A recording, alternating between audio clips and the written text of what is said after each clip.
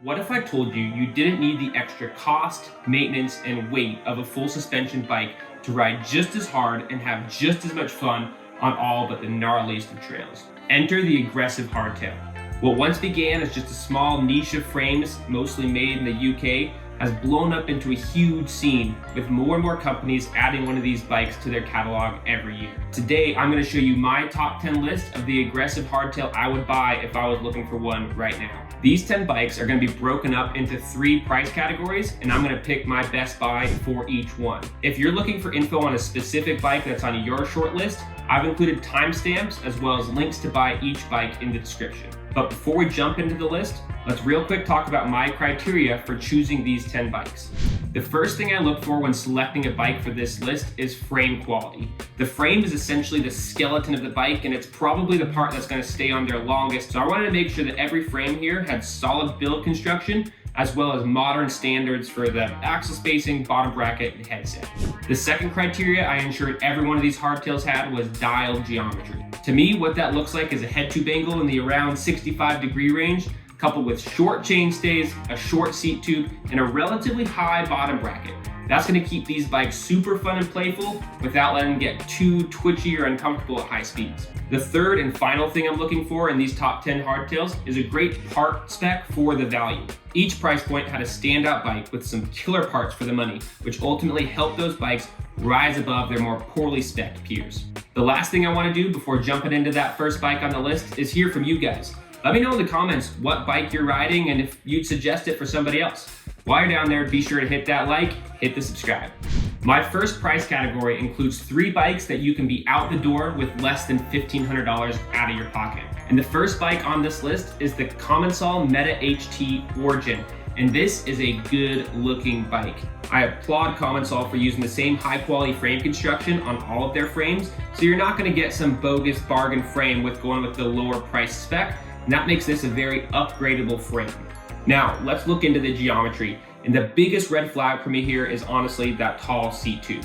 In a size large, it has a 465mm seat tube.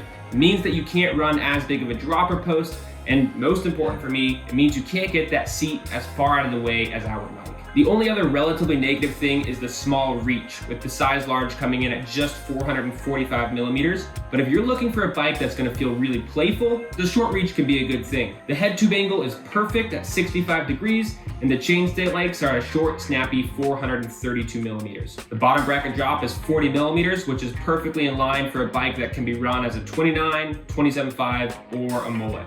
Moving on to the part spec, another red flag here for the Commencal is that is the only bike in my top 10 list that does not include a dropper post. I tell people all the time that the only reason I got into mountain bikes is because of dropper posts. I don't think I'd be out there with the quick release lever putting my seat up and down every time I got to a hill.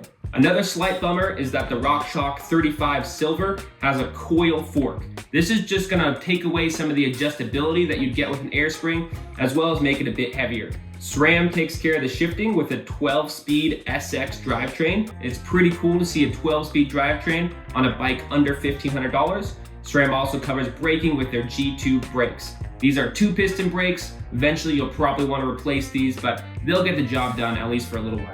Just about every other part on the bike comes from Commencal's in-house component brand Alpha, and those all seem to be pretty legit. Finally, the bike's rolling on Maxxis Dissector tires. These are tires I've run personally and think are really great. Overall, the Commencal Meta HT Origin is a great buy for someone who's looking for a really good looking, high quality frame and doesn't mind replacing some parts and adding a dropper post as they go.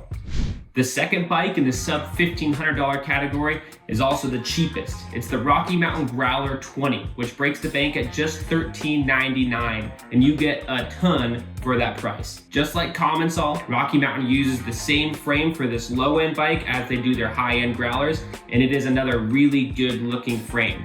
I'm happy to say that the geometry is a lot more in line with what I like to see, especially in terms of that seat tube height. Now this aluminum frame is quite a bit bigger than the Commencal, with a reach of 475mm on the large. Thankfully, however, it doesn't have quite as tall of a seat tube, that seat tube being just 445 millimeters. It has a bottom bracket drop of 55 mils, a stack height of 643, and chainstay lengths of 435. While I wouldn't mind seeing some shorter chainstays and maybe a bit shorter seat tube, I'd say this geometry seems pretty dialed. But it's the part spec that really makes this Rocky Mountain Growler stand out. The bike comes with Microshift's Advent 10-speed cassette. This is a super rad cassette, especially for a bike that you're gonna kind of throw around and maybe ride in some rougher conditions. The fact that it's only 10 speeds means it's gonna be a lot less likely to get out of tune, and it's also gonna be a good bit lighter. I'm very happy to say that the Rocky Mountain Growler 20 does come with Rocky Mountain's in-house dropper post with varying drops based on the size of the frame. Up front, the Suntour XCM 34 is going to take care of things with 130 mils of coil sprung travel. So just like the Commencal, I wish there was an air fork on there, but we'll take it. Just like all the bikes in this category, the Growler 20 is running 2-piston brakes. I tend to think that these aggressive hardtails need more than that, so you may need to look into replacing it. But other than that, this thing's got a pre-dialed kit that I think you could ride straight out of the box and have a lot of fun on just about every trail that you could take it on.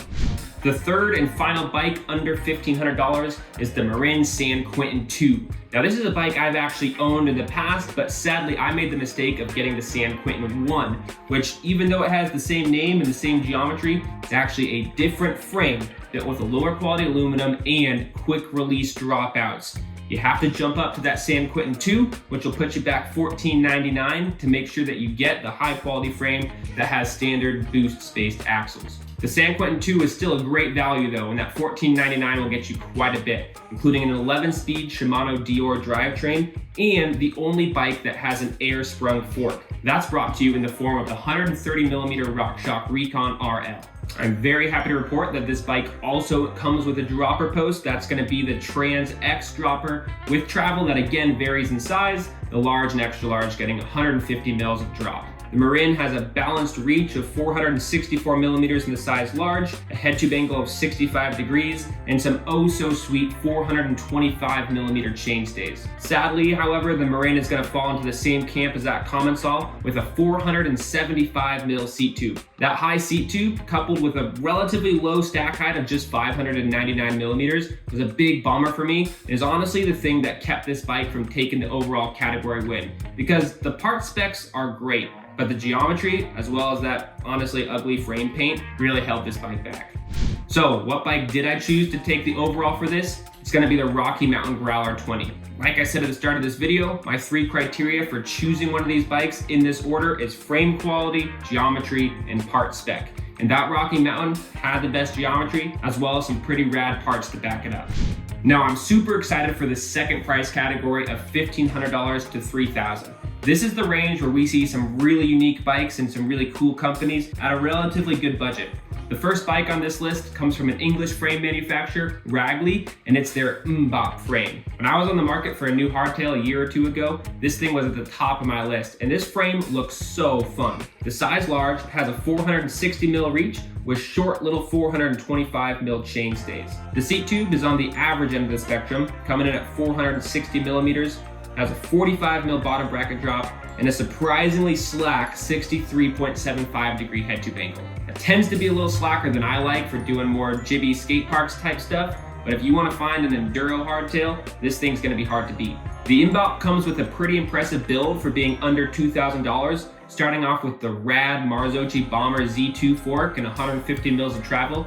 This fork is essentially the same as the Fox 34 Performance, and if you know anything about Fox and Marzocchi, they make some pretty sweet suspension products. Shifting is taken care of by a Dior 11-speed drivetrain, and I'm thankful to say that for being a bike under $2,000, this thing does come with the SRAM DB8, which are essentially budget SRAM code brakes. The rest of the kit is a bit of a mix between Brand X, Nukeproof, and race face components, but this bike is definitely going to get you down and up just about any mountain you want. The second bike in my middle of the road price category sits near and dear to my heart because it's the frame I own. It's the RSD Middlechild V2 aluminum frame. I tell people all the time that if you want a mountain bike that feels like a BMX bike you can ride on the trail, this is the bike for you. I mean, just look at that tubing. It's super overbuilt, it's super burly. I worked at a bike park for a season and this was the only bike I rode and never had an issue with it. As you'd probably expect for a bike that feels like a BMX bike, this frame is on the smaller end of the spectrum. It's got a reach of 465 millimeters, but the thing I love the most is this super short seat tube at just 440 millimeters. That paired with the insanely tiny adjustable chainstays that go from 415 to 430 millimeters makes this thing a manualing and bunny hopping machine. Finally, the 64.5 degree head tube angle is perfect for a bike that you want to be able to still handle gnarly, chunky, steep downhills, but still be as poppy and playful as ever.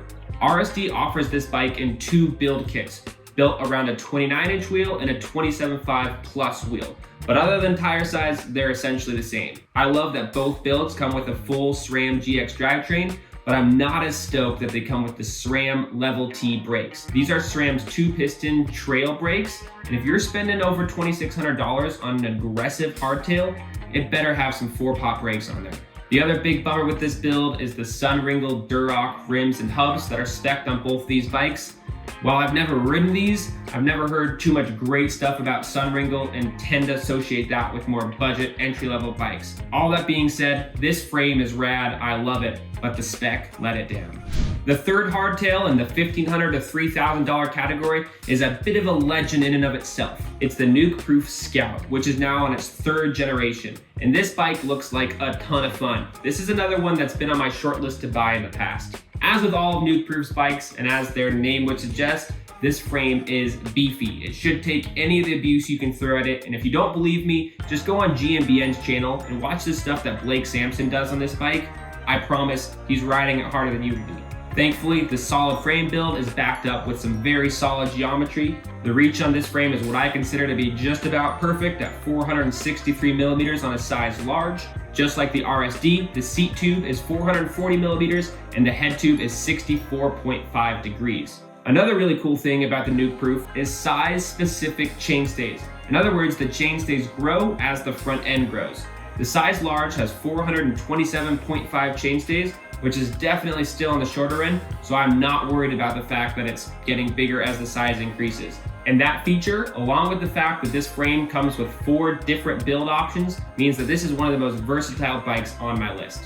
Speaking of the build options, the Nukeproof Scout that I chose to include on my list is the Nukeproof Scout Comp, which is the second to lowest tier and will set you back $2,299. That money will once again get you a Marzocchi Bomber Z2 fork with 140 mils of travel. It includes Nukeproof's in-house wheels, which seem pretty dang legit, some nice Schwably tires, a Shimano Dior 12-speed drivetrain, and thank goodness, some 4-piston Shimano brakes. Like I said earlier, the versatility of this frame and the 4 different build options that come with it make the Nukeproof Scout a dialed choice for anyone looking to get a new hardtail.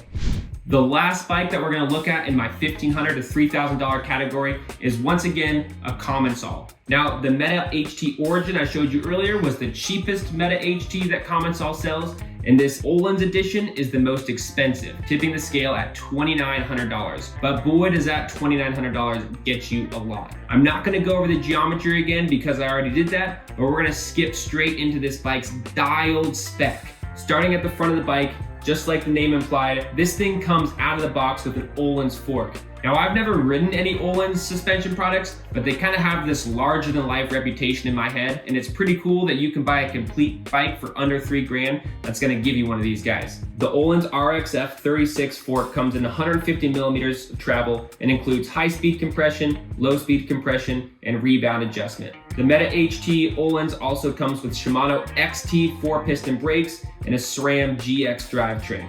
Lastly, the bike comes with Spank Race 33 rims with a 30 mil inner width laced to Formula hubs. These are wrapped with Maxxis dissector tires front and back. You won't need to do any upgrades on this thing until some of the consumables start to wear down, and that's the reason why I've picked the Meta HT Ohlins to be the #1 choice for $1,500 to $3,000.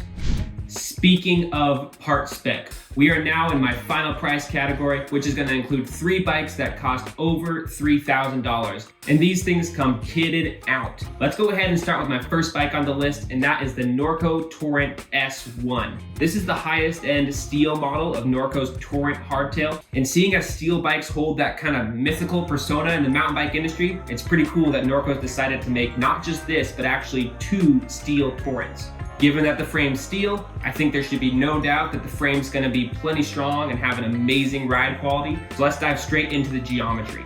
This bike definitely leans more into the long, low slack category than most on my list. Starting things off with a long reach of 480 mils on a size large. It's also got a pretty high stack of 646 millimeters. That combined with the short seat tube length of just 435 mils makes this bike have a really impressive looking silhouette. The bike has a comfortably slack head tube angle of 64 degrees and includes two different chainstay lengths based on the size. 420 mil for the small and medium, and 425 mil for the large and extra large. The Torrent S1 has probably one of the best forks equipped on any of these bikes, and that's the RockShox Lyric Ultimate. Those 150 mils of travel paired with the 29-inch wheels should take you down any enduro course, no problem. Speaking of wheels, the Torrent S1 comes with the Stans Flow rims, laced to some kind of questionable Bear Paws hubs. I've never heard of these before, and I would be a little timid to spend $3,600 on a bike with hubs that I haven't heard of, but they could be great. If you've heard of Bear Paws, let me know in the comments what you think. The rest of the spec on this thing is dialed. Again, speaking to the enduro nature of this bike, you are gonna get an Assegai tire up front with a dissector tire in the rear. To get the bike moving, you'll get a solid mix of Shimano SLX and XT drivetrain, and to get the bike stopped, you're gonna get the super rad TRP Trail Evo brakes. These recently were nominated as one of Pinkbike's Value Products of the Year, so those are definitely gonna get the job done. This bike has gotta be one of the best looking on my list. I love the steel frame. I love almost all of the parts that Norco's chosen to spec on it, other than those weird wheels. If you thought the steel frame on the Norco Torrent was exotic, wait till you hear my next bike. That's the RSD Middlechild V2, but this time with the titanium frame. The RSD Middlechild Ti is the most expensive bike on my list, coming in at $4,899. Thankfully, however, that price tag gets you more than just the pretty frame. The geometry on the titanium frame is identical to that of the aluminum version that I talked about in that middle price category. So once again, I'm just gonna skip to the price spec. The titanium Middlechild comes with a DVO Diamond D2 fork. This fork is dialed. It also comes with a full GX drivetrain, and thankfully, RSD has decided to swap the SRAM Level T brakes to SRAM Guide Rs. One thing RSD did not, however, swap was the Sun Ringle wheels. So while this frame is absolutely dialed, I just can't get behind spending that kind of money for a bike that doesn't have an equally dialed spec. Now, I would be remiss and probably get a lot of hate from you guys in the comments if I make a list of my top 10 hardtails and not include a Chromag. If you've been living under a rock for the last 20 years and haven't heard of Chromag, let me give you a brief introduction. Not only do they make some of the best, most dialed steel hardtail frames, they also make a ton of components that are raced and ridden by some of the best downhill racers, enduro racers, and free riders in the world. Chromag makes a ton of dialed hardtails, but the one I've decided to include on my list is the Chromag Stylus. This is their go-to freeride hardtail frame. It's built around a 27.5-inch wheel with a 150 mil fork. That's gonna set the head tube angle at 64 degrees and give it a pretty dang long reach of 488 millimeters. That's paired with some super short chainstays at just 419 millimeters. Like I said, this is their freeride hardtail. The bottom bracket sits relatively high, keeping it nice and playful even with the long reach, with just 30 mils of drop. One thing I'm a little bummed about is the relatively high seat tube at 457 millimeters, but it's definitely low enough that you can still work around it. Moving on to the part spec, the Stylus comes with a 160 mil RockShox Lyric Select fork. It's also going to have a full SRAM GX drivetrain and the 4-piston SRAM G2 RSC brakes. We can of course leave it to Chromag to run the classic DHF DHR2 tire combo and keep just about the rest of the spec in-house, which as I said earlier is a great thing coming from a brand like Chromag. In terms of wheels, the Stylus has Chromag's BA30 rims laced to their R4 hubs. One last interesting spec choice that's in no way a bad thing is that Chromag has decided to spec this thing with the RockShox Reverb seat post.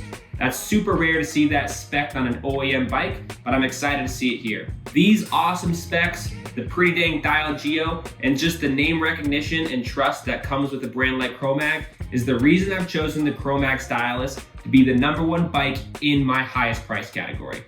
And even though the Stylus won, I would have no issue riding any of these bikes on the list. It's crazy how far these aggressive hardtails have come, and I hope this video helped you figure out which is going to be the best for you.